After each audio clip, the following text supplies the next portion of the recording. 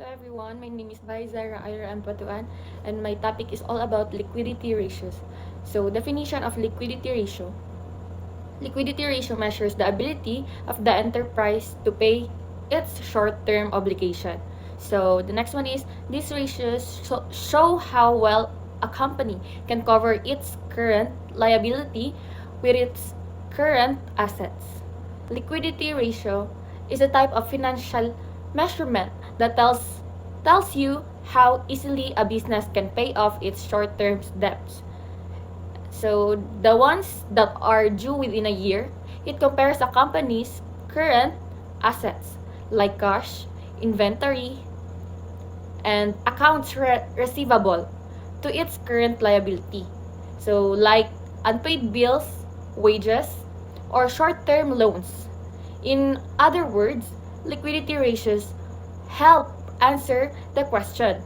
If this company had to pay all these short-term debts right now, would it have enough money or assets to do so? The number one is current ratio. The current ratio is a financial ratio that shows whether a company has enough current assets to cover its current liabilities. It tells us if the business can pay off its short-term debts using what it owns right now within a year. Formula. Current ratio equals total current assets divided by total current liabilities. So the current assets include cash, accounts, receivables, inventory, and etc. Current liabilities include accounts payable, short-term loans, wages payable, etc. And the purpose, it helps inventors or managers assess the liquidity or short-term financial health of a business. So a ratio of 1 means the company has just enough assets to pay its debts. More than 1 means it's in the safe zone. So less than 1 means a warning signs that the business could struggle to pay bills. And the example problem, let's say the company has current ratio equals question mark. So the total current assets equals 150,000. The total current liabilities equals 100,000. Using the formula, current ratio equals 150,000 divided by 100,000 equals 1.5.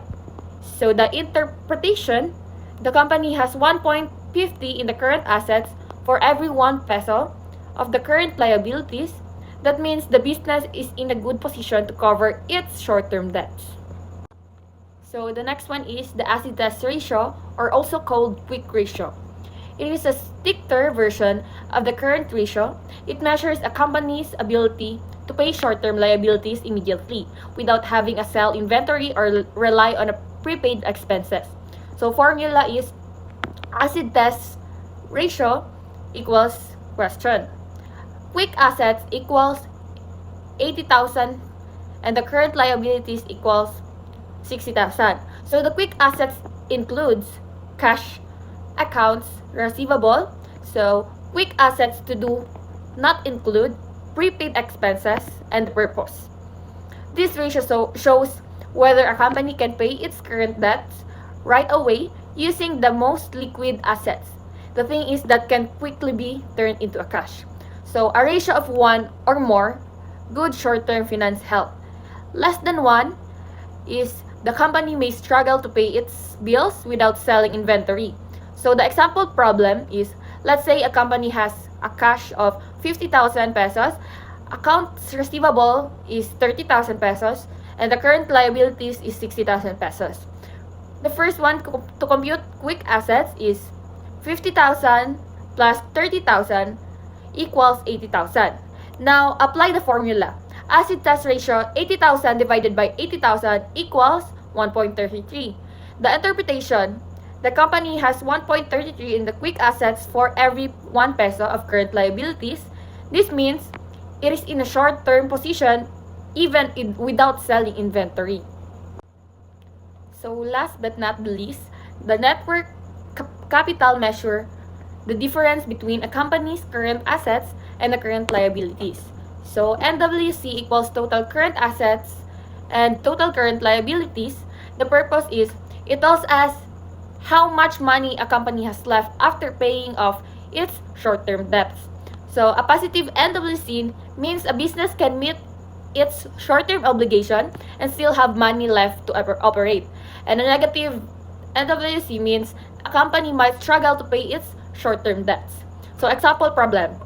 Let's say a company has total current assets is 120,000 and the total of current liabilities is 85,000. The new working capital is, so the solution is 120,000 and 85,000 equals 35,000. The interpretation, the company has 35,000 more in current assets than its current liabilities, which means it is good position to pay off short-term debt and still continue its day-to-day operation. So that is all. Thank you.